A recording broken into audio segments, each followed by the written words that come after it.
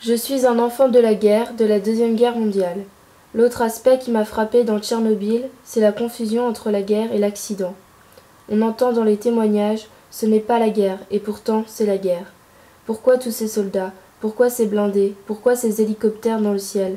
On n'est pas en guerre, il n'y a pas d'ennemi. Qui est l'ennemi? Comment se battre? Sans arrêt, la référence et la guerre devient la référence majeure. Le seul exemple comparable, c'est la guerre mondiale. C'est la Grande Guerre, comme on disait en 14-18.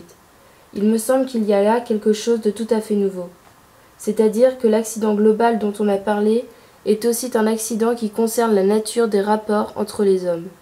Les hommes, c'est la paix ou la guerre, avec des déclarations de guerre, des affrontements, des batailles.